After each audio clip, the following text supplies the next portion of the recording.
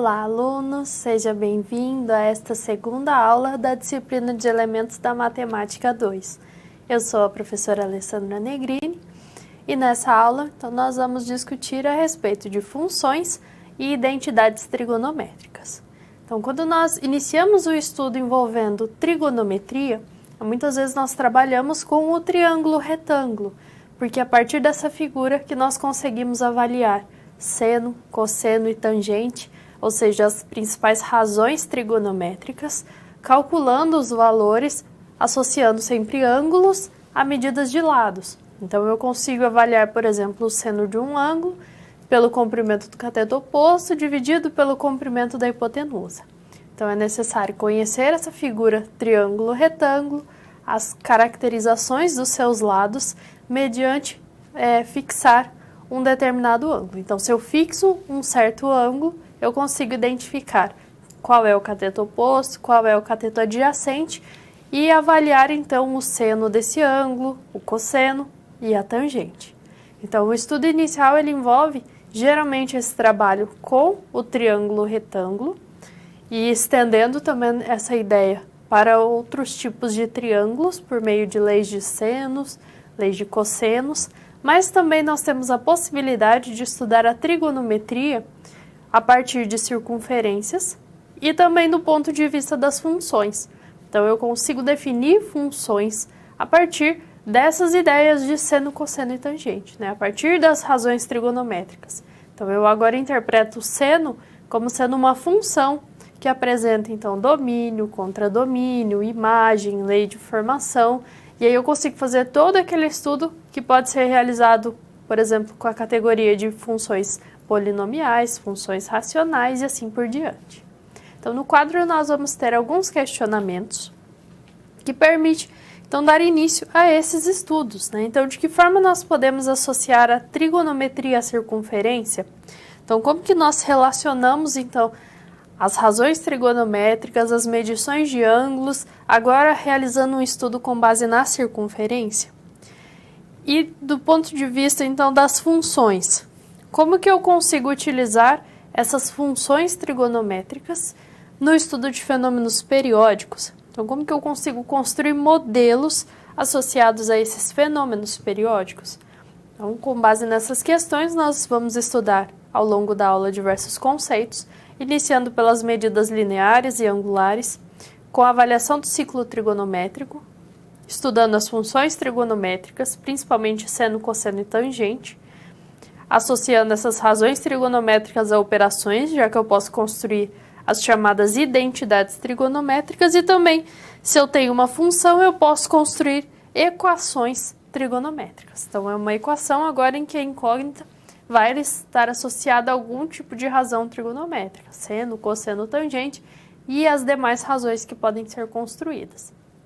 Então, é importante observar que na trigonometria nós temos essa etapa de estudo no triângulo retângulo, a construção das razões trigonométricas, e depois nós podemos estender esse estudo avaliando as razões trigonométricas em uma circunferência, com o estudo da circunferência, ciclo ou círculo trigonométrico, e também estudando essas relações do ponto de vista das funções. Então, diante de todo esse contexto, vamos iniciar os nossos estudos.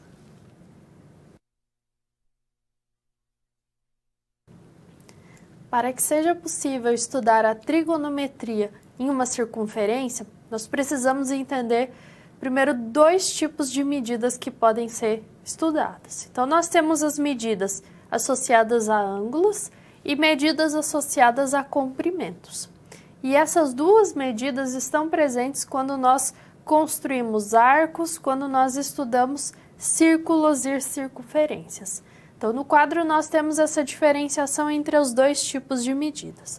Então, nós temos a medida linear, que na circunferência nós vamos entender como um comprimento de arco, que corresponde a uma distância entre dois pontos pertencentes à circunferência. Então, a medida linear é aquela que nós obtemos sobre a circunferência. Então, aqui no caso, nós temos uma medida de A até B. É o comprimento, utilizando as unidades centímetros, metros, dependendo do contexto, que existe nessa parte, nesse arco, que é construído a partir da circunferência ou a partir do círculo. Já a medida angular, que é a medida de arco, corresponde a essa medida alfa, a esse ângulo alfa, que é o ângulo central associado a esse arco AB. Então, veja, a medida angular tem relação com o ângulo central de um determinado arco, enquanto que a medida linear tem relação com o comprimento sobre a circunferência. É uma medida de comprimento. E como que nós associamos essas duas medidas entre si? Nós podemos pensar primeiro em uma circunferência, um círculo por completo. Ela está relacionada ao ângulo central de 360 graus ou 2π radianos. Quando eu tomo uma circunferência por completo, eu sei que o comprimento dessa circunferência é dado por 2π vezes o raio, que é a distância entre o centro até os pontos que estão sobre a circunferência. Se eu tenho essa relação, então se eu tomo agora um arco com um ângulo central alfa qualquer, eu consigo, por proporcionalidade, identificar qual é o comprimento ou a medida linear associada a esse ângulo. Então veja que nós temos ângulo e medida linear. Então quer dizer que x vai ser dado por 2πr vezes alfa dividido por 2π. Ou então que x corresponde a r vezes alfa. Então se eu estou construindo um arco em uma circunferência, a medida do ângulo central é alfa radianos, eu sei que o comprimento, a medida linear associada a esse ângulo alfa, ao arco que eu construí, vai ser dado por r vezes alfa. E isso se o alfa for expresso na medida radianos. Se for em graus, aí eu preciso realizar um outro tipo de estudo, mas eu sei que o produto de raio pelo ângulo fornece a medida do comprimento de arco, referente então a esse arco, cujo ângulo central, dado em radianos, tem medida alfa. Então, nós temos essa relação que pode ser utilizada e que associa medida linear, medida angular, a medida linear, que é a medida de comprimento. Sempre lembrando que nós temos essa igualdade nas conversões entre as duas unidades de medidas de ângulo. Eu posso trabalhar com os 180 graus ou com π radianos. Então, eu sei que 180 graus corresponde a π radianos. Dessa relação, então, eu posso estudar os comprimentos de arco, as medidas angulares, as medidas lineares, e eu consigo realizar conversões entre as duas unidades. Então, é importante sempre pensar numa padronização. Se eu quero trabalhar com radianos, então todos os meus ângulos serão medidos em radianos. Se eu vou utilizar graus, então todos os ângulos naquele contexto vão ter sempre essa medida graus. No computador, nós vamos observar um objeto que foi construído utilizando GeoGebra e que permite esse tipo de comparação. Então, veja, nós temos uma circunferência, no caso de raio 1, quando nós alteramos aqui a medida do ângulo central, nós vamos alterar o arco que está sendo construído e alterar o comprimento desse arco. E aí nós podemos utilizar aquela relação. Se eu estou medindo em radianos, eu vou ter a medida do ângulo vezes o raio, fornecendo o comprimento de arco. Se estiver em graus, eu preciso fazer um ajuste, mas ainda assim eu consigo relacionar a medida angular, que é sempre desse ângulo central, com a medida linear, que é o comprimento do arco. Então, é aquela medida que eu vou obter a partir da circunferência, de todos os pontos que compõem a circunferência naquele intervalo. Além de conhecer essas medidas lineares e angulares, nós temos uma estrutura base que vai permitir o estudo da trigonometria na circunferência, que é o chamado ciclo trigonométrico, ou círculo trigonométrico, ou circunferência trigonométrica. Você pode se deparar com essas diferentes representações, essas diferentes nomenclaturas, dependendo do material. Então, o ciclo trigonométrico, A partir dele nós conseguimos avaliar seno, cosseno e tangente de ângulos, principalmente da primeira volta, que são aqueles ângulos de 0 até 360 graus. Então, no quadro nós temos um esquema desse ciclo. Então, nós inicialmente tomamos o plano cartesiano, construímos os eixos x e y, então o eixo horizontal, o eixo vertical, construímos uma circunferência centrada na origem e de raio 1, e com isso nós conseguimos construir arcos e medir o cosseno dos ângulos a partir de distâncias sobre o eixo x e os senos desses ângulos a partir de medidas avaliadas no eixo y. Então, se eu construo um arco associado ao ângulo central de 30 graus, veja que eu vou ter, sempre medindo no sentido anti-horário. Eu tenho um arco aqui do ponto 1, 0 até esse ponto que vai permitir a construção desse ângulo de 30 graus. Quando eu tomo esse segundo ponto e eu projeto esse ponto sobre o eixo y, a distância da origem até esse ponto, no caso, é uma distância meio. E isso representa o seno do ângulo de 30 graus. Se eu projeto agora esse mesmo ponto no eixo x, vou ter uma distância da origem até esse ponto da projeção de raiz de 3 sobre 2, que representa o cosseno do ângulo de 30 graus. Então, veja que por projeções, nós conseguimos avaliar, então, senos e cossenos de ângulos construídos a partir desse ciclo trigonométrico. E eu consigo por essas projeções, porque a hipotenusa, se eu for pensar no triângulo retângulo, ela tem comprimento 1, porque o raio dessa circunferência é um raio igual a 1. Então, somente por projeções, eu já consigo obter de imediato os valores de seno e cosseno associados a diferentes ângulos, cujos arcos são construídos nesse ciclo trigonométrico.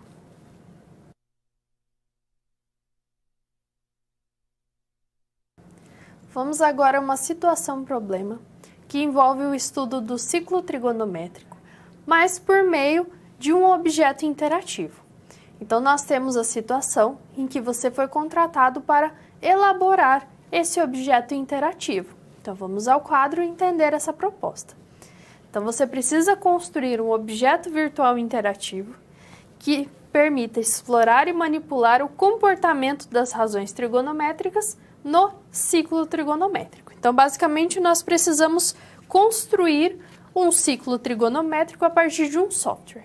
Então, nós vamos utilizar o software GeoGebra, que é um software gratuito, que nós podemos utilizar, inclusive, nas salas de aulas da educação básica, porque ele possui alguns botões, algumas ferramentas pré-definidas, e isso facilita no momento de manipular esse software. Então, nós podemos, inclusive, utilizá-lo nos anos finais do ensino fundamental, no ensino médio, utilizando explorações no ramo da trigonometria, como nós vamos observar, e também utilizando em outros contextos, em funções, em geometria, entre outros. Então, nós vamos ao quadro agora avaliar esse processo. Aqui nós temos um resumo dessas etapas de construção do ciclo e nós vamos utilizá-la de tal forma a obter um objeto semelhante a esse. Então, vamos ao computador realizar cada uma dessas etapas.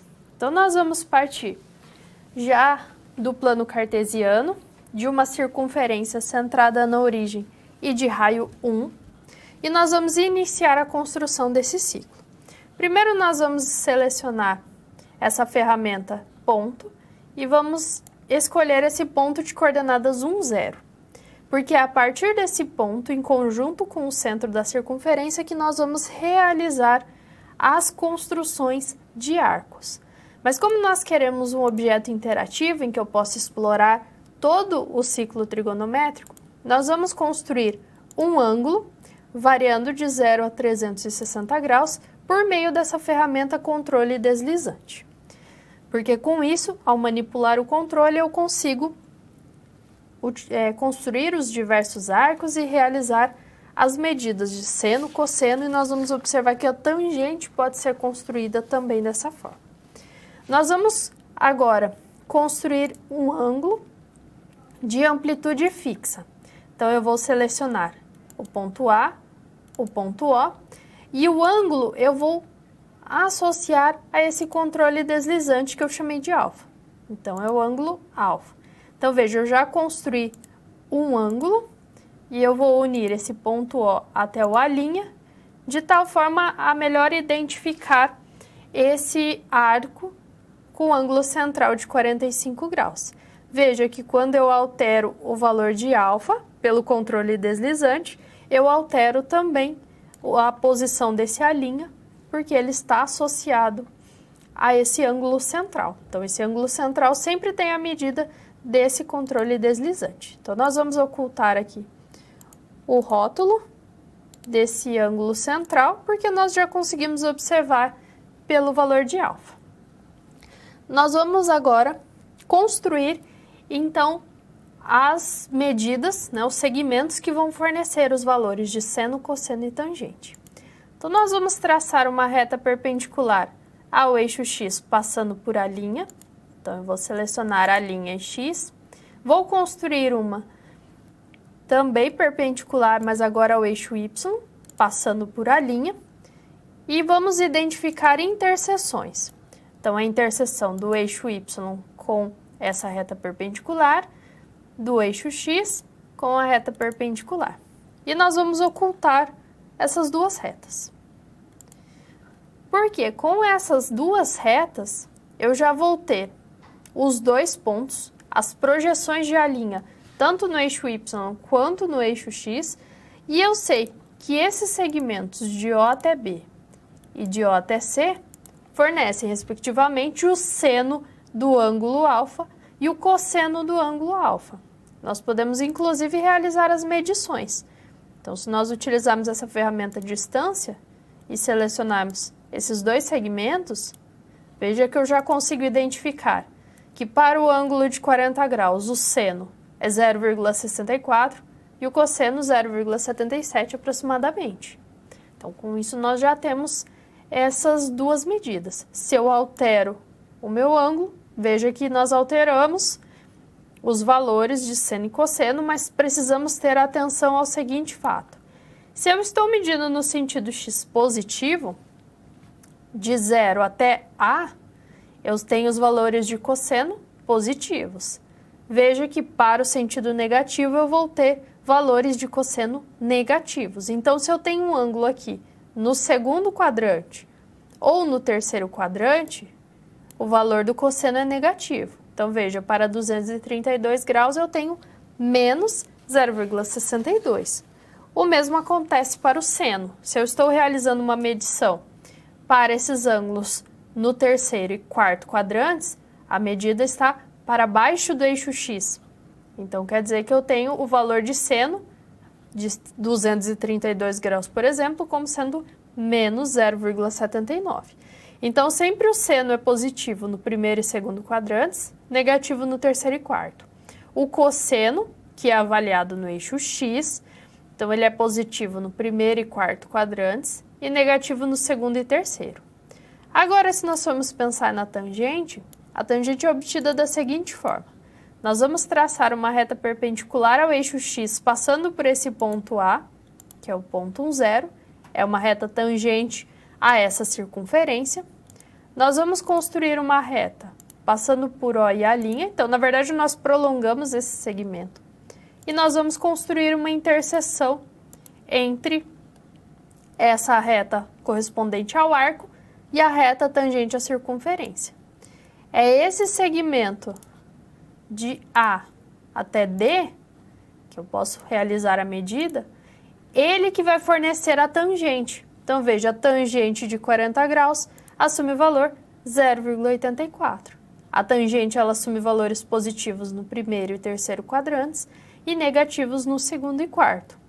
Então, é importante observar que eu consigo avaliar seno e cosseno por eixo Y e eixo X, respectivamente, e a tangente eu vou conseguir avaliar a partir dessa reta tangente ao ciclo trigonométrico passando pelo ponto 1, 0.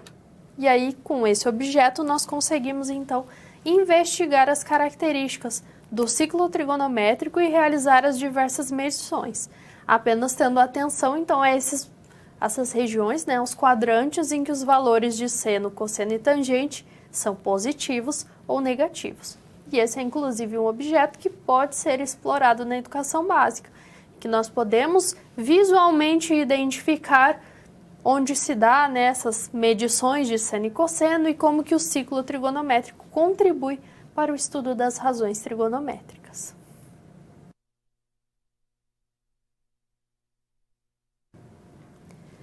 Nós podemos entender as razões trigonométricas enquanto funções. Então, eu posso definir uma função que esteja relacionada à razão trigonométrica seno. Então, uma das principais funções trigonométricas que nós temos é a função seno, mas é importante observar que quando nós estudamos funções trigonométricas, o valor de x, né, se eu estou calculando seno de x, sempre nós vamos avaliar a partir da medida radianos. Porque, veja, se eu trabalho com a medida de graus, basicamente nós utilizamos uma base 60, né, porque eu tenho a variação de 0 até 360. É uma variação diferente do que ocorre quando nós trabalhamos com radianos. O π, que eu posso aproximar por 3,14, então ele permite uma exploração contínua de todo esse conjunto de números reais. Então, sempre quando nós vamos entender, né, o domínio, o contradomínio dessa função trigonométrica, seja seno, cosseno ou tangente, é importante observar que nós vamos tomar sempre os valores do domínio como sendo ângulos medidos em radianos. Então, sempre a preferência vai ser pelos radianos. Nada impede de depois avaliar graficamente como se dá esse comportamento da função, relacionando radianos com graus. Mas, a princípio, sempre os cálculos que nós vamos realizar, vamos tomar em radianos. Vejamos no quadro as características dessa função seno. Então, ela é uma função de R em R, que associa cada elemento x no domínio, sempre pensando x um número real, então, portanto, um ângulo em radianos, a um valor f de x igual a seno de x, que é um número real. Então, ela sempre vai associar números reais, né, ângulos em radianos, a números reais, que são os valores de seno daqueles ângulos. Então, aqui nós temos a representação gráfica da função seno. Veja que o domínio, então, é formado por todo o conjunto de números reais. A lei de formação é seno de x. Mas se nós formos pensar no ciclo trigonométrico, por exemplo, ele tem o seu raio 1. Então, os valores de seno variam. O menor valor possível é menos 1 e o maior valor possível é 1. Então, a imagem da função seno de x é o intervalo de menos 1 a 1. Então, o contradomínio é formado por todos os reais, mas a imagem se limita a esse intervalo de menos 1 a 1. Ela é uma função periódica com período 2π. Veja que ela assume um comportamento nesse intervalo de 0 a 2π. A partir de 2π, ela vai iniciar um comportamento que é semelhante ao padrão observado nesse primeiro intervalo, nesse intervalo que nós fixamos. Então, ela tem um padrão que se repete ao longo de todo o seu domínio. Por isso que é uma função periódica de período 2π. Então, se eu calculo um f de x, eu vou conseguir relacionar com o f de x mais 2π. Tá? Então, eu tenho que os valores que ela vai assumir de 0 a 2π, eles vão se estendendo periodicamente ao longo de todo o seu domínio. E ela é uma função ímpar. Então, eu posso analisar o gráfico e verificar que o gráfico é simétrico em relação à origem, ou pensar que o seno de menos x é menos seno de x. Veja, o seno de π sobre 2 é igual a 1. O seno de menos π sobre 2 é menos 1. Então, o seno de menos π sobre 2 é menos seno de π sobre 2. É o menos 1. Tá? Então, essa é a representação gráfica dessa função. Mas, não necessariamente nós vamos trabalhar com a função seno de x. Muitas vezes nós acrescentamos constantes, principalmente quando nós queremos utilizar essa função seno na descrição de algum tipo de fenômeno, seja o fenômeno das marés, fenômenos como pulsação. Então, existem algumas situações em que nós podemos empregar essas funções trigonométricas para sua descrição. E aí nós vamos acrescentando constantes à lei de formação da função. Então, nós vamos discutir o papel de cada um dos parâmetros que nós podemos inserir na lei de formação. Então, veja no quadro essa forma mais geral que nós podemos assumir. Então, eu posso construir uma função do tipo a mais b vezes seno de cx mais d, em que a, b, c e d são constantes. E eu posso comparar essa função com a função seno de x, de tal forma a identificar o papel de cada um desses parâmetros. Vamos ao computador observar graficamente como que se dá então essa relação entre os parâmetros. Veja que nós temos a função seno de x e temos uma função com os parâmetros que aqui foram todos igualados a seno de x, tá? Então nós temos 1 vezes seno de 1x. Nós vamos alterar o valor dos parâmetros. Veja que quando eu modifico o valor do a, que é a constante que eu estou somando a seno de x, eu vou ter um deslocamento vertical do gráfico dessa função. Então, o papel de a é o deslocamento vertical. Se o valor de a é maior do que zero, deslocamento para cima. Se ele é menor do que zero, deslocamento para baixo. Nós temos também a constante d, que é uma translação agora na horizontal. Se eu aumento o valor de d, se eu tomo um valor de d positivo, eu vou ter um deslocamento para a esquerda. Se ele é negativo, eu desloco para a direita. Então, esses dois parâmetros a e d são responsáveis por deslocamentos. A na vertical e d na horizontal. Veja que eu tenho a imagem da minha função variando de menos 1 a 1. Se eu altero o valor de b, que é a constante que multiplica o seno, veja que eu amplio ou eu vou reduzindo o gráfico dessa função. Então, essa ampliação ou compressão vertical que é ocasionada pela constante b, que é a constante que está multiplicando o seno. Já a constante c envolve, então, o período. Ela vai alterar o valor do período da função, que é essa constante que está multiplicando o x. Então, se nós retornarmos ao quadro, nós temos aqui o papel de cada uma delas em resumo. A, translação vertical. B, ampliação ou compressão vertical. C, modificação no período. E D, a translação. Mas só uma atenção de que o D, ele modifica, então, as características desse gráfico, mas se eu tenho um valor de C diferente de 1, eu tenho uma certa modificação na translação. Então, essas são algumas constantes, alguns parâmetros que nós podemos inserir na lei de formação da função seno e que vai permitir a representação das mais diversas situações periódicas por meio dessa função trigonométrica.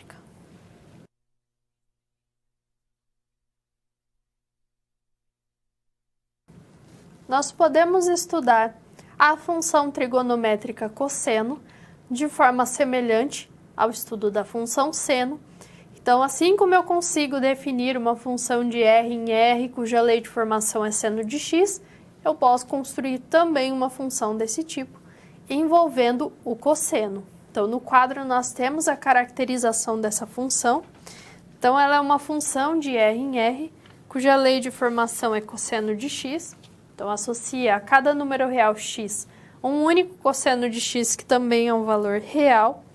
Um cuidado com a medida x do domínio. Então, geralmente, se nós associamos esse x a ângulo, ele é um ângulo dado em radianos. Então, se eu for calcular o cosseno de algum valor no contexto da função cosseno, eu preciso, na calculadora científica, regular para radianos. Então, é necessário esse tipo de adequação. O gráfico da função cosseno é semelhante ao gráfico da função seno, mas com as diferenças nas posições, né, nos valores que nós encontramos. Elas são semelhantes porque são funções periódicas e que vão apresentar a mesma imagem. Veja que o domínio da função seno, assim como o domínio da função cosseno, é sempre dado por todos os reais, mas a imagem ela é limitada de -1 a 1. Basta pensar no ciclo trigonométrico, em que nós temos o raio, né, variando de 0 a 1, então o menor valor de cosseno que eu posso ter é -1 e o maior é 1. Então a imagem é limitada nesse intervalo. Eu tenho um padrão, por exemplo, do intervalo de 0 a 2π, que se repete ao longo de todo o domínio, porque essa é uma função periódica. O seu período é 2π. E diferente da função seno, a função cosseno ela é par. Observe que o gráfico ele é agora simétrico em relação ao eixo y. Isso indica que cosseno de -x é sempre igual ao cosseno de x. Veja, o cosseno de -π sobre 2 é igual ao cosseno de π sobre 2, que é igual a 0. Então, essas são as características que nós temos da função cosseno. Assim como eu posso acrescentar parâmetros constantes na lei de formação da função seno, de tal forma a ajustar, por exemplo, algum fenômeno periódico, eu posso realizar esse tipo de ajuste também com a função cosseno. Então, eu consigo comparar as modificações que são realizadas entre a função cosseno e aquela função com a inserção dos parâmetros, de tal forma observar que existem parâmetros associados a deslocamentos, a mudanças no período, ampliações ou compressões, conforme nós temos o resumo no quadro. Então, no quadro nós temos que, ao comparar a função f de x igual a mais b cosseno de cx mais d, com a função natural cosseno de x, a, b, c e d são constantes que geram modificações no gráfico da função. Se nós observarmos no computador agora, temos também um objeto de aprendizagem que permite esse tipo de comparação. Eu posso observar que a constante a é responsável pelo deslocamento vertical, a constante b por ampliação ou compressão no gráfico da função, o c por redução ou então aumento no período da função. E se eu modifico o c, bom, d, ele ocasiona em deslocamentos, mas eu tenho modificação na quantidade de unidades deslocadas, sujeito também ao valor assumido por c. Então, esse é um tipo de objeto que nós podemos explorar. Retornando ao quadro, nós podemos observar esses papéis, né, o resumo de cada um deles, e aqui um destaque para a questão do período. O período da função cosseno de x, ele é 2π. Então, se eu incluo a constante c na lei de formação, por exemplo, nós temos c igual a 2. Se eu construir, então, essa função cosseno de 2x, eu sei que o período dessa função vai ser dado por 2π dividido por 2. 2π, que é o período da função cosseno, e 2 da constante c. Logo, o período dessa função vai ser dado por π. Nós podemos ainda construir outros tipos de objetos de aprendizagem que nos auxiliam no estudo, seja desses parâmetros da função cosseno, ou seja, na própria construção do gráfico da função cosseno. No computador, nós temos um outro tipo de objeto, em que o objetivo agora é construir o gráfico da função cosseno. Então, nós temos aqui um ciclo trigonométrico. Nós construímos uma reta, passando por esse ponto final dos arcos. E veja que quando eu aumento o valor de alfa, esse ponto B, ele vai descrevendo o gráfico da função cosseno. Então, nesse caso, é o gráfico no intervalo de 0 a 2π, né, do ângulo de 0 até 360 graus. Então, esse é um tipo de objeto de aprendizagem que nós podemos também construir e explorar em sala de aula e que vai auxiliar nessa compreensão de como que é construído o gráfico da função trigonométrica e, quando necessário, nós precisamos ajustar o gráfico de uma função a um determinado problema, a um determinado fenômeno, qual que é o papel de cada um dos parâmetros que são inseridos na lei de formação daquela função.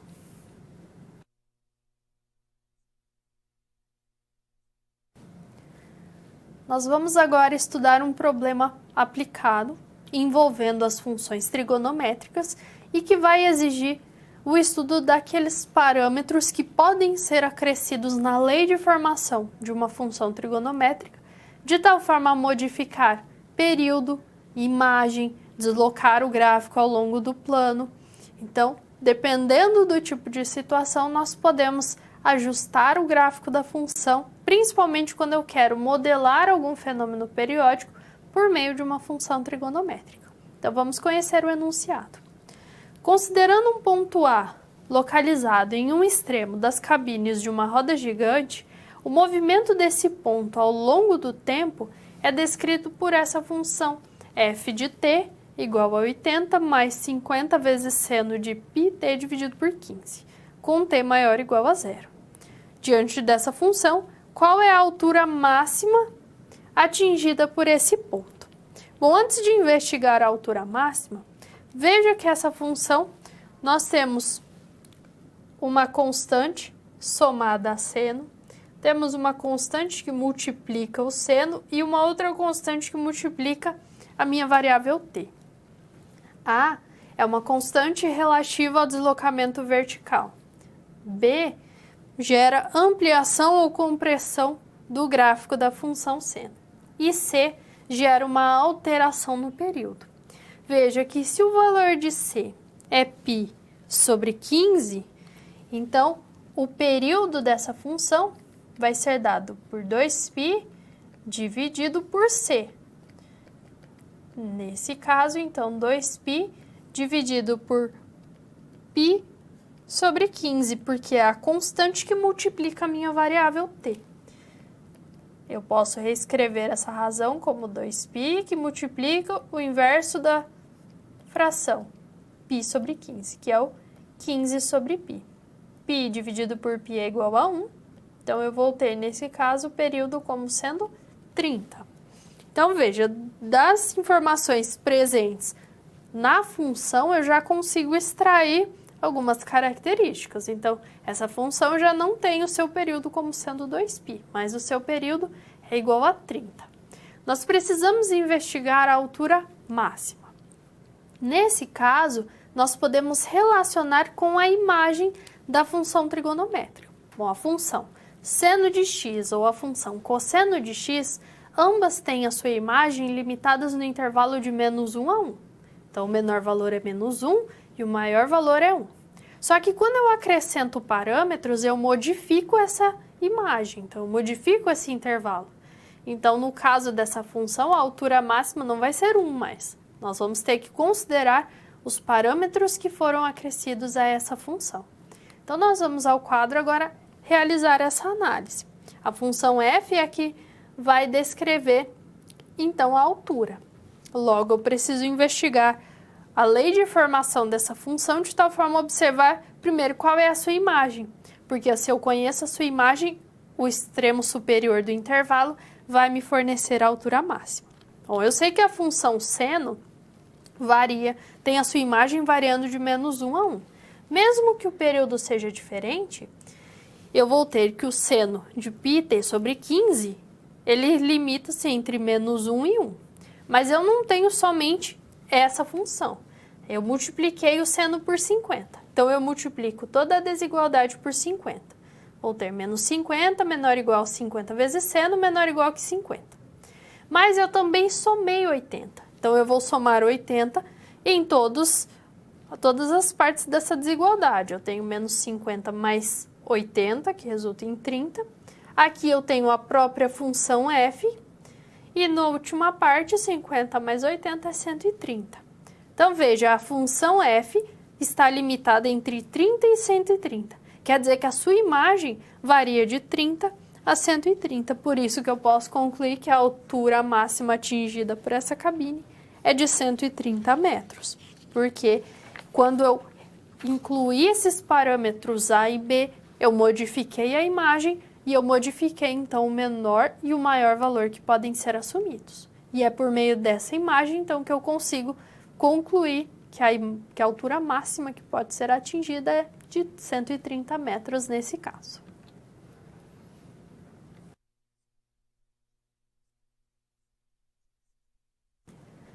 Além das funções seno e cosseno, nós também podemos entender a razão trigonométrica tangente como sendo uma função trigonométrica. Mas antes de identificar as características da função tangente, vamos ao quadro relembrar algumas características da razão trigonométrica tangente. Eu posso entender a tangente como seno dividido pelo cosseno. Então, a tangente de um ângulo alfa é dado por seno do alfa dividido por cosseno de alfa. Veja que o cosseno de alfa não pode ser zero, porque se ele for zero, eu vou ter uma divisão por zero, que é impossível. Então, a tangente ela não está definida quando eu tenho cossenos nulos. Por exemplo, para 90 e 270 graus, eu não tenho a tangente definida. Se nós formos observar no computador aquele objeto de aprendizagem envolvendo o ciclo trigonométrico, veja que quando nós aumentamos o valor do ângulo, sempre lembrando que a tangente é medida nessa reta tangente à circunferência passando pelo ponto 1, 0. Quando eu tenho o ângulo de 90 graus, veja que eu tenho uma reta paralela à reta tangente à circunferência. Por isso que eu não consigo medir a tangente nesse caso. Veja que ela não está definida. Se eu mudo para 270 graus, eu vou ter a mesma situação. Eu tenho uma reta que vai permitir a construção do meu arco, só que essa reta é paralela à reta tangente. Por isso que eu não consigo medir essa tangente de 270 graus. Tem relação, então, com esse valor no qual a tangente não está definida. Se eu tenho as duas retas paralelas, eu não vou ter interseção. Se eu não tenho interseção, eu não tenho o segmento que vai permitir o cálculo da tangente, que vai permitir o cálculo, então, desse comprimento do segmento que fornece o valor da tangente. Logo, quando eu defino a minha função tangente, eu preciso considerar essas situações, que existem alguns ângulos específicos em que a tangente não está definida, porque o cosseno desses ângulos é nulo. E com isso nós temos a definição, então, da função tangente. Vamos conferir no quadro. Veja que agora a função tangente ela é uma função em que o domínio R precisa descartar os pontos em que a tangente não existe, ou em que o cosseno do ângulo é nulo. Veja que a tangente não existe em 90 graus, que é o π sobre 2, não existe em 270, que é 3π sobre 2, e em nenhum arco que recaia nesses dois ângulos, se eu pensar no ciclo trigonométrico em todas as suas voltas. Por isso que eu digo que a função tangente tem o seu domínio R menos π sobre 2 mais k vezes π. Então, são todos os ângulos π sobre 2 mais k vezes π, ou 90 mais k vezes 180, com k inteiro, que precisam ser descartados do domínio. E aí eu consigo a definição. E aí eu tenho para cada x de R menos esse conjunto, o valor da tangente associados. E aí o gráfico assume esse perfil. Veja aqui, quando eu aproximo de π sobre 2, por valores menores do que π sobre 2, eu vou me aproximar, eu vou ter o gráfico se aproximando dessa reta x igual a π sobre 2, mas nunca interceptando essa reta. O mesmo acontece se eu me aproximo de π sobre 2 agora por valores maiores do que ele. Eu vou me aproximar da reta, o gráfico se aproxima da reta, mas nunca vai interceptar, porque ele não está definido em π sobre 2, em 3π sobre 2, 5π sobre 2 e assim sucessivamente, que são todos aqueles valores descartados. Então, a função tangente está definida em todo o R, com exceção dos pontos π sobre 2 mais k vezes π, com k pertencente aos inteiros. Então, essa é uma característica importante quando nós estudamos o gráfico da função tangente ou a definição dessa função tangente. Enquanto seno e cosseno eu consigo definir para todo o conjunto de números reais, a tangente eu sempre vou descartar aqueles pontos nos quais o cosseno se anula, ou seja, todos aqueles pontos em que a tangente não está definida. Mas não são somente as funções seno, cosseno e tangente que podem ser construídas. Eu consigo associar outras razões trigonométricas também com o conceito de função. Então, eu consigo estudar cotangente, cossecante, secante, que são construídas também a partir de seno, cosseno e tangente, e estudar graficamente o comportamento de cada uma delas. Então, vejamos no quadro essas outras possibilidades. A cossecante é dada como 1 dividido por seno de alfa. Então, ela não está definida quando o seno de alfa é nulo. E por isso que nós temos esse perfil no gráfico da função cossecante. A secante é dada como 1 dividido por cosseno de alfa. Então, ela também não está definida nos pontos em que o cosseno de alfa é zero. Porque lembre-se, eu não posso dividir por zero. Então, eu excluo do domínio todos esses pontos em que eu teria uma divisão por zero. A cotangente eu posso entender como 1 sobre a tangente. Então, nós descartamos os pontos em que a tangente se anula e nos pontos também em que a tangente ela não existe. Então, essas são funções que também podem ser estudadas, que também têm a sua representação gráfica, mas é importante sempre ter atenção. Se eu tenho uma função trigonométrica, eu estudo o meu ângulo em radianos. E se eu tenho funções do tipo tangente, cotangente, eu preciso excluir do domínio aqueles pontos em que essas funções não estão definidas. Então, os domínios não são formados por todos os reais, mas somente por aqueles em que eu posso definir, seja o valor de tangente ou o valor das demais razões trigonométricas.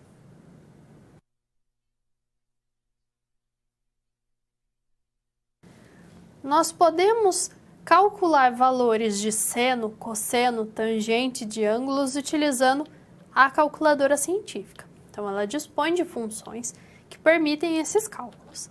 Mas existem alguns contextos, seja algum contexto matemático ou mesmo na resolução de algum problema, em que nós não dispomos de um valor específico ou nós queremos algum tipo de relação. Então, existem algumas fórmulas que nós podemos empregar partindo dos ângulos notáveis, das razões trigonométricas, de tal forma a estudar valores de seno, cosseno e tangente de outros ângulos. Então, são as chamadas fórmulas de transformação, que são fórmulas envolvendo cosseno, seno, tangente da soma ou da diferença de ângulos, conforme nós podemos acompanhar no quadro. Então, veja, eu posso calcular o seno da soma de dois ângulos. Então, eu posso calcular o seno de alfa mais beta. Isso é igual a seno de alfa vezes cosseno beta, mais seno de beta vezes cosseno alfa. Tenho a diferença também. A alteração se dá que agora, ao invés de somar, nós vamos subtrair. O cosseno agora, se eu quero o cosseno de alfa mais beta, eu vou calcular cosseno de alfa vezes cosseno de beta menos seno de alfa vezes seno de beta.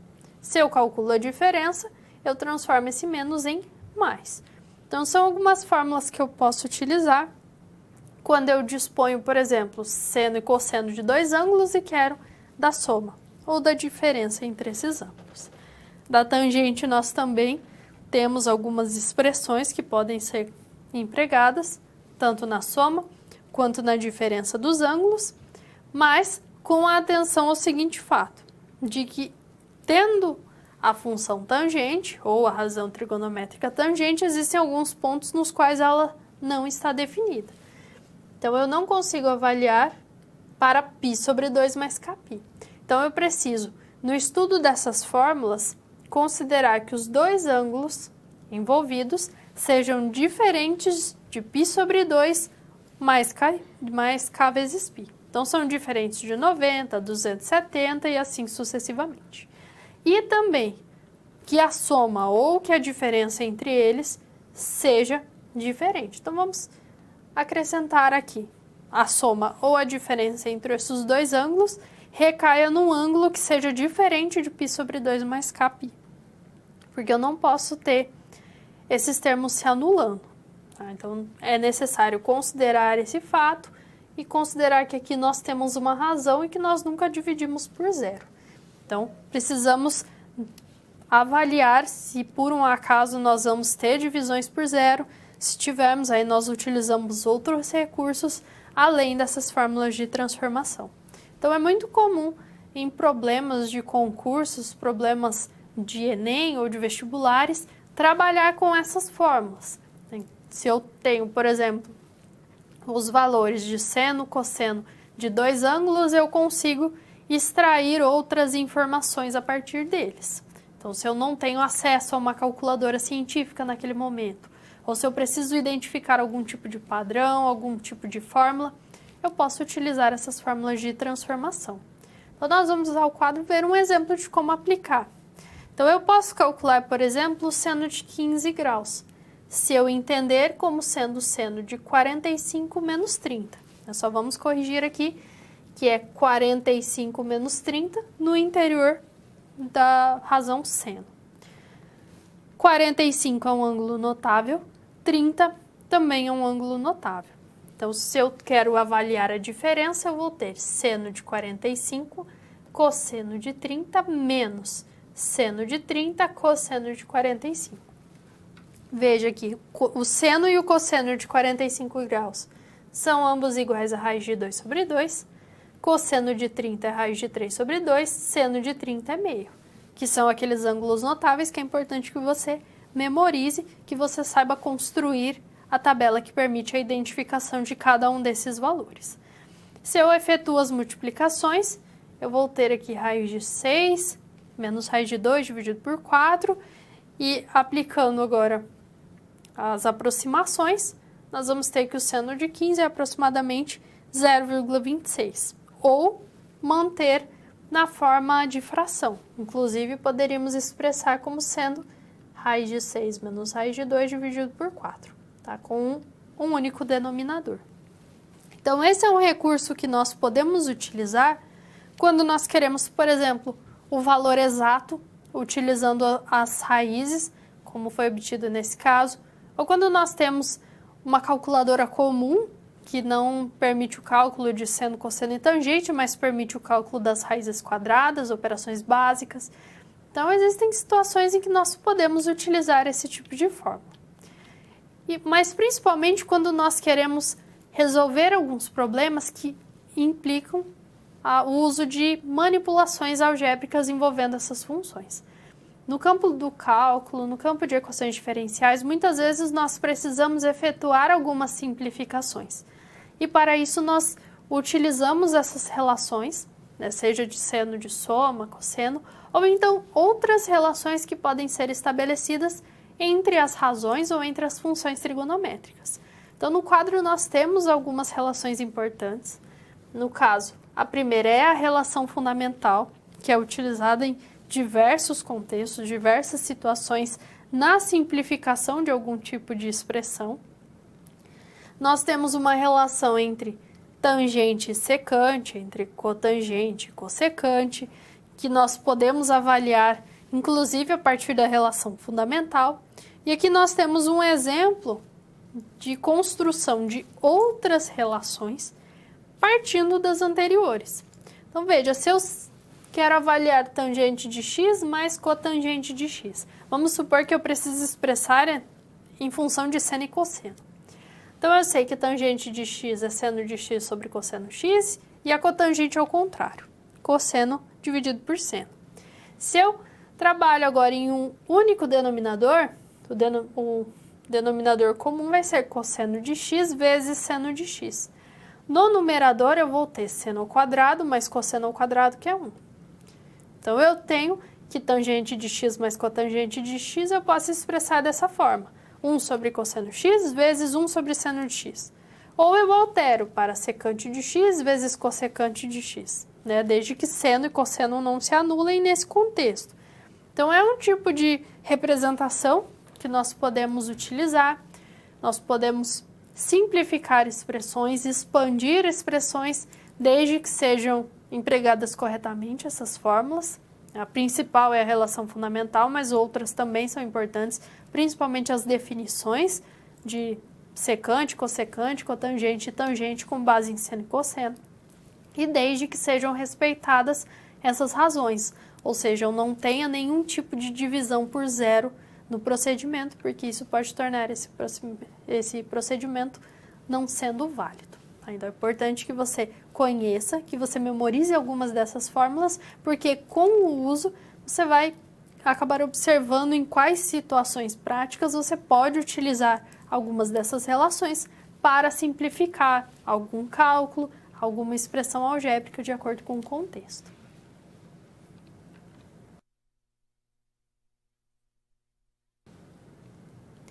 Vamos estudar agora uma situação-problema que tem por objetivo validar essas fórmulas de transformação envolvendo seno e cosseno, tanto da soma quanto da diferença. Então, vejamos qual é a situação. Então, suponhamos que você foi contratado por uma empresa do ramo educacional para produzir um objeto virtual interativo, cujo objetivo é a verificação das fórmulas de transformação. Então, como que nós podemos construir esse objeto? Vamos pensar nessas fórmulas de seno da soma e seno da diferença. Então, eu preciso avaliar a validade de cada fórmula. Então, eu preciso observar que o primeiro membro e o segundo membro, eles vão fornecer sempre os mesmos resultados, seja na soma, seja na diferença. Então, nós conseguimos utilizar o GeoGebra para esse tipo de construção. Então, aqui nós temos no material alguns passos que podem ser utilizados e nós vamos conferir no GeoGebra como realizar alguns desses passos, né? Como efetuar as construções que vão permitir essa validação. Retornando ao quadro, veja que nós vamos utilizar basicamente as ferramentas do GeoGebra, mas sem os eixos e a malha, porque quando nós acessamos esse software, nós já visualizamos o plano cartesiano, os eixos cartesianos e uma malha. Então, nós vamos esconder todos esses objetos e nós vamos nos focar apenas nas principais ferramentas. Então, vamos ao computador acompanhar esse processo de construção. Então, aqui nós já temos a tela limpa, somente com 2 controles deslizantes. Então, nós fomos na ferramenta controle deslizante e construímos os controles envolvendo ângulos. Então, eu tenho um ângulo A de 60 graus e um ângulo B de 30 graus. Vamos pensar primeiro no seno da soma, o seno de A mais B. Nós vamos construir expressões que permitam essa avaliação. Então, se eu já tenho esses 2 controles, nós vamos construir alguns números. Eu vou construir o número sem A, que vai calcular o seno do ângulo A. Vamos construir também para B, então eu quero medir o seno de B.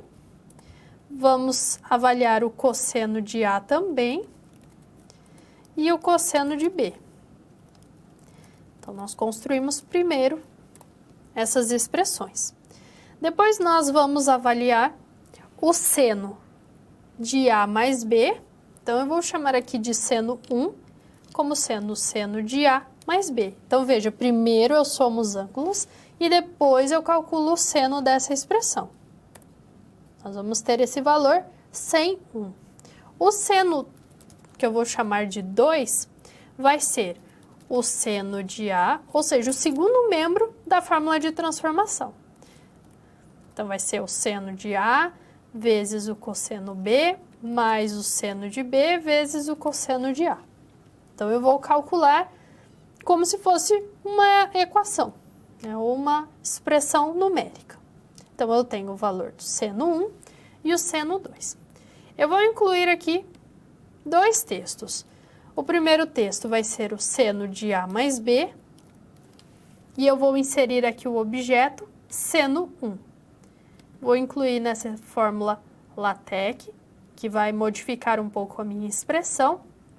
E veja, eu tenho o seno de A mais B. E nós vamos construir também a outra expressão, que é o segundo membro, que é o seno de A, cosseno de B, mais seno de B, cosseno A.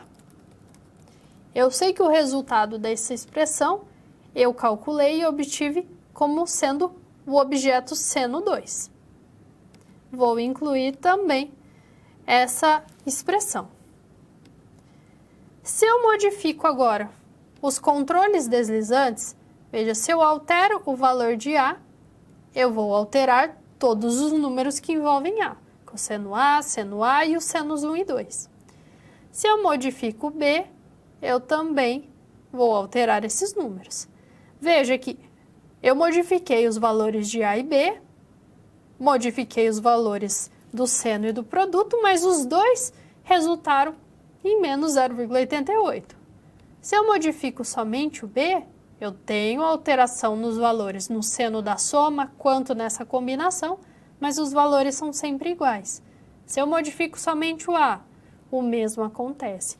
Então, com isso, eu consigo observar que, independente dos valores assumidos por A e B, a expressão é válida. O seno de A mais B é igual a seno A, cosseno B, mais seno B, cosseno A.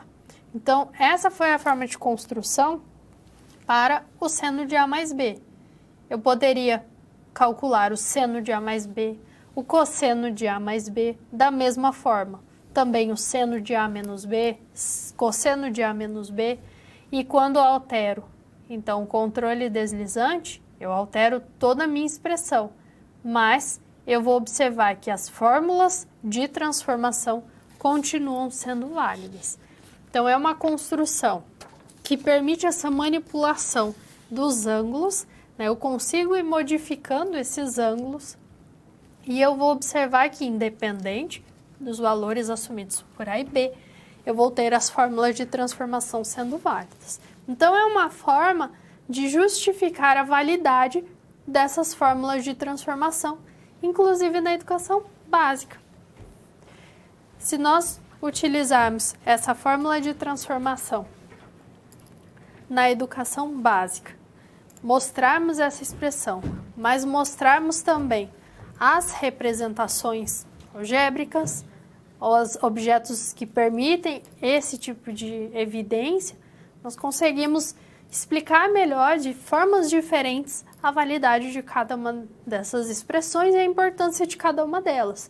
Então, sempre que possível, é importante construir, sejam recursos utilizando softwares, como é o GeoGebra, ou então materiais manipuláveis e outras possibilidades, porque nós damos outras oportunidades para que o aluno possa compreender a validade de algumas expressões e também a utilização dessas expressões, seja na resolução de problemas, seja na simplificação de algum tipo de procedimento de cálculo, de acordo com o tipo de trabalho que você vai realizar. Então, é importante ter sempre esse olhar para situações mais práticas, como é o caso dessa construção e manipulação de softwares, mas sem esquecer também da importância do conceito teórico associado.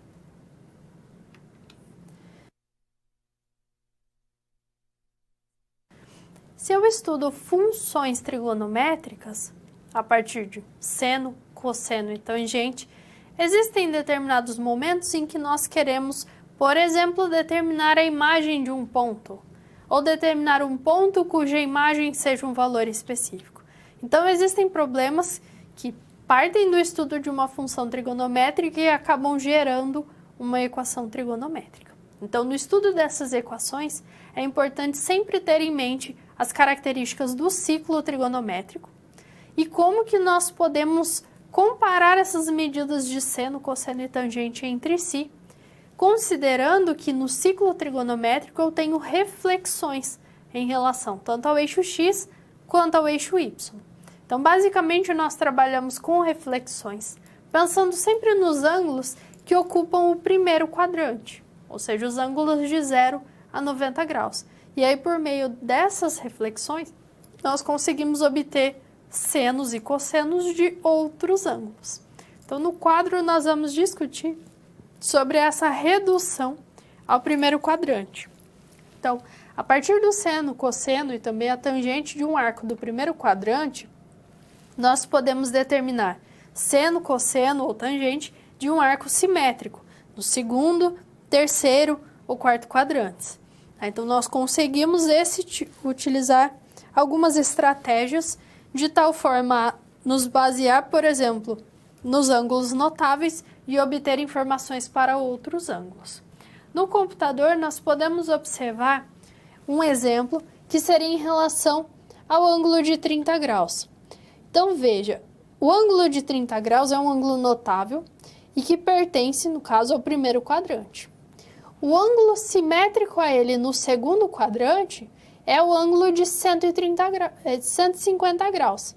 Veja que se do eixo X até esse ponto eu formei um ângulo de 30 graus, eu vou ter também essa situação, mas agora eu tenho de 180 menos 30, que gera os 150 graus.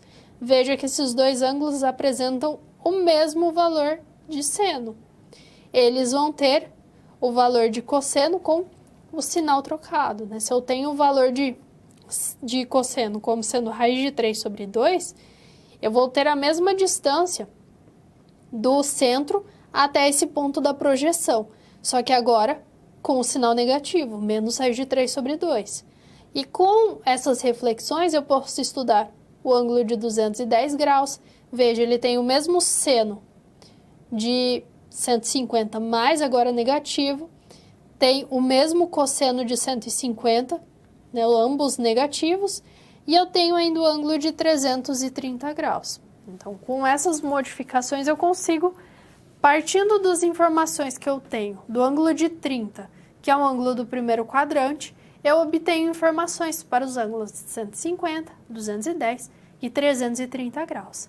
Então, vejamos no quadro um exemplo da aplicação desse processo de redução. Veja que se eu quero avaliar o seno do ângulo de 150 graus, bom, para chegar até o ângulo de 180, faltam 30 graus. Então, eu tenho aqui um ângulo de 30 graus. Por isso que eu digo que o simétrico a ele é o ângulo de 30 graus, no primeiro quadrante. Então, se ele é simétrico ao ângulo de 30, os dois apresentam o mesmo valor de seno, porque os dois estão acima do eixo X. Então, quer dizer que o seno de 150 é igual ao seno de 30. Se eu tivesse aqui o ângulo de 330 graus, o 330 sempre medindo desde o eixo X até o arco que eu construo no sentido anti-horário. Eu sei que ele é simétrico em relação a 30. Se eu quisesse avaliar o cosseno, veja, o cosseno assume o mesmo valor. Já o seno, se eu quero o seno de 330, ele vai ter a medida menos meio, porque a distância da projeção ao centro vai ser a mesma. Só que como eu estou avaliando abaixo do eixo X, ele assume um valor negativo. Então, essa redução ao primeiro quadrante ela é uma etapa importante, porque ela permite esse tipo de estudo, né? Se eu tenho já o conhecimento de alguns valores de seno, cosseno e tangente, eu vou estender essa ideia aos ângulos que são simétricos a partir do ciclo trigonométrico. E se eu tenho ângulos com medidas maiores do que 360, então eu vou contando quantas voltas eu obtive até chegar naquele ângulo e qual é o ângulo correspondente, seja no primeiro quadrante ou então as reflexões que podem ser avaliadas. E se eu consigo realizar esse tipo de estudo, isso vai contribuir no momento de resolver uma equação trigonométrica. Então, uma equação trigonométrica envolve uma igualdade em que eu tenho a presença de uma das razões trigonométricas. Então, vejamos no quadro algumas formas gerais que podem ser assumidas. Então, no quadro eu tenho seno de x igual a uma constante, cosseno ou tangente iguais a uma constante. Então, eu quero resolver uma equação desse tipo, eu preciso identificar todos os valores de x que tornam essa igualdade válida. Mas é preciso ter atenção que nem sempre eu estudo de 0 a 360. Eu posso tomar as outras voltas. Então, aqui nós temos o exemplo da equação seno de x igual a 1. Eu vou estudar de 0 a 2π ou de 0 a 360. Somente a primeira volta positiva, né, no sentido anti-horário. Eu sei que nesse intervalo de 0 a 2π, O único ângulo cujo seno é igual a 1 é o ângulo de 90 graus, ou π sobre 2. Então, a solução para essa equação nessa primeira volta positiva vai ser x igual a π sobre 2, que é o único ponto que atende esse valor. Agora, vamos supor que eu queira resolver em R. Então, eu não quero mais somente a primeira volta, eu quero todas as voltas positivas. Ou eu poderia ainda avaliar as voltas negativas, que seria o sentido anti-horário. Então, quais são os ângulos em que o seno assume o valor 1? É o ângulo de π sobre 2 e os ângulos das demais voltas, cujo ponto final vai cair exatamente nesse ponto de coordenadas, 0, 1. Ou seja, os ângulos das demais voltas que têm o arco correspondente a 90 graus. Então, são todos os ângulos da forma π sobre 2 mais 360 graus vezes k, né? As diversas voltas. Então, mais k vezes 2π, onde k é um número inteiro. Então, veja, com isso eu consigo resolver a equação trigonométrica agora em todo R. Eu sei que todos os ângulos π sobre 2 mais 2kπ são soluções da equação, porque eu avalio todas a primeira volta e depois todas as voltas em quais pontos eu vou conseguir o valor do seno que foi especificado, no caso, o valor seno igual a 1. Então, é importante ter em mente sempre os ângulos notáveis, os valores já conhecidos e quais serão os ângulos correspondentes na primeira volta e também no primeiro quadrante.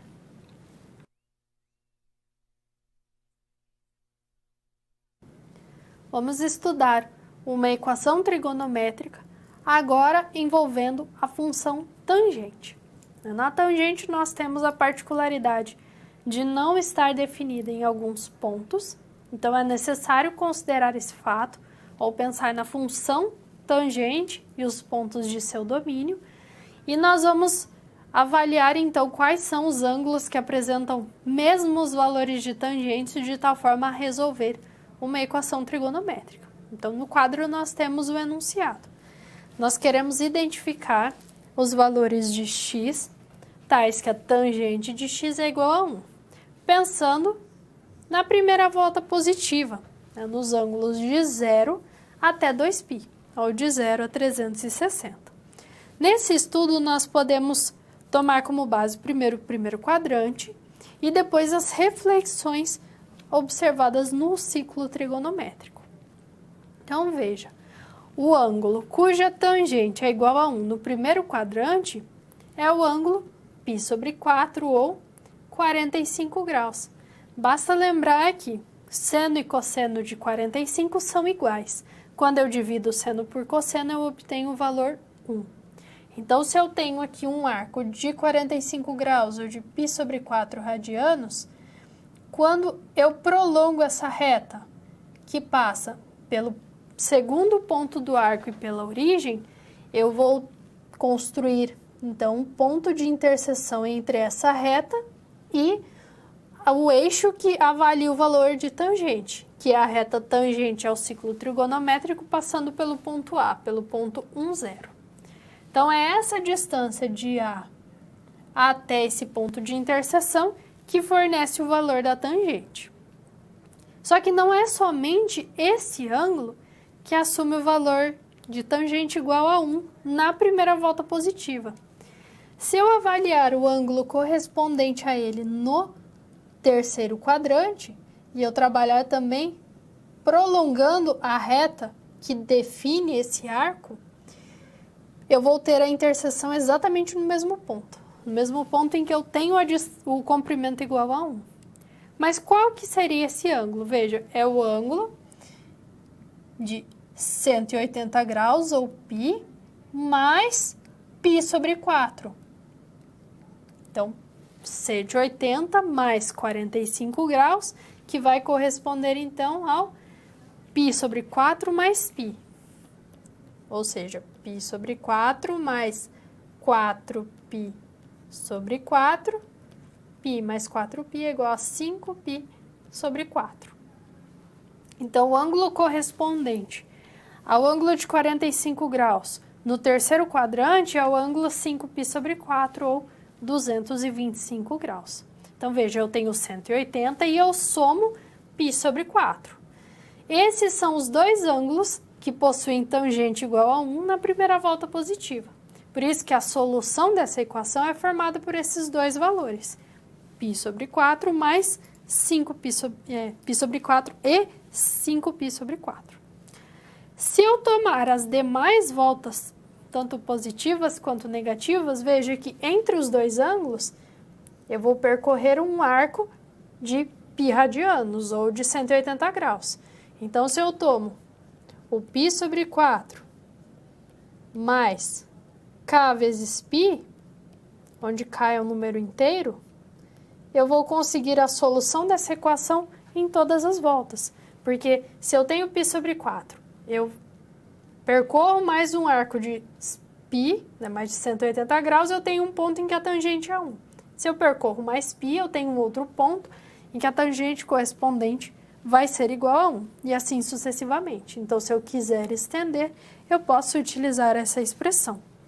E aí, observar que eu vou ter infinitas soluções para essa equação se eu considero todo o domínio da função tangente. Então, todos os valores nos quais a função tangente está definida. E eu posso estender essa ideia para equações envolvendo seno, cosseno, não somente igual a 1, mas igual a diversos outros valores, sempre tomando como base o ciclo trigonométrico e os valores associados às razões trigonométricas dos ângulos notáveis.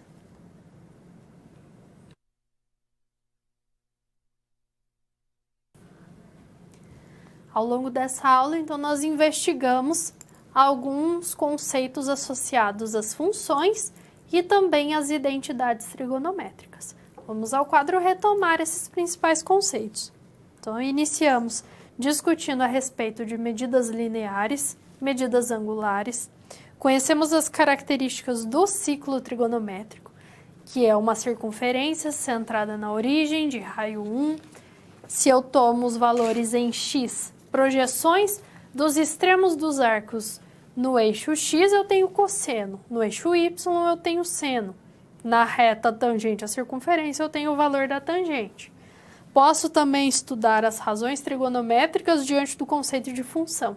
E aí eu tenho uma função seno, cosseno, tangente, tendo atenção ao domínio, ao contradomínio, à imagem, aos parâmetros que eu posso acrescentar e que gera modificações no gráfico e na lei de formação dessas funções. Posso associar razões trigonométricas com operações, construindo as fórmulas de transformação ou outras relações importantes associadas a essas razões. E também tenho a possibilidade de estudar equações trigonométricas. Então, veja que nós temos uma associação direta entre a trigonometria no triângulo retângulo, com a trigonometria na circunferência, com as funções trigonométricas. Então, é importante sempre lembrar de cada uma dessas funções, né, de cada uma dessas razões, e estabelecer relações entre elas, tomando sempre o cuidado de que se nós estudamos funções trigonométricas, o domínio é R ou um subconjunto de R, e por isso as medidas que nós obtemos a partir da calculadora científica devem levar em consideração que os ângulos estudados estejam em radianos, sempre configurando a calculadora científica para o cálculo envolvendo radianos. Então, é importante que você disponha de uma calculadora, aprenda a realizar essas modificações, né, como que eu altero de radianos para graus e vice-versa, e conheça essas funções. É importante explorar esse objeto porque ele é muito útil no momento de estudar as funções trigonométricas. Também conhecer os softwares que podem ser utilizados, como é o caso do GeoGebra, e que permite diversas construções envolvendo as funções trigonométricas, porque no momento de lecionar esse conteúdo aos seus alunos, você poderá também utilizar esse tipo de recurso, dando maior significado a esses conceitos e também pensando em contextos reais nos quais eles podem ser aplicados. Então, é sempre importante pesquisar por que eu posso aplicar uma função trigonométrica no estudo de um fenômeno periódico, o que me permite esse tipo de estudo. Eu espero que você tenha entendido esses principais conceitos. Não se esqueça de aprofundar os seus estudos com base também nos materiais da disciplina, referências que são apresentadas e também nas construções que foram realizadas no software. Desejo a você bons estudos e até a próxima!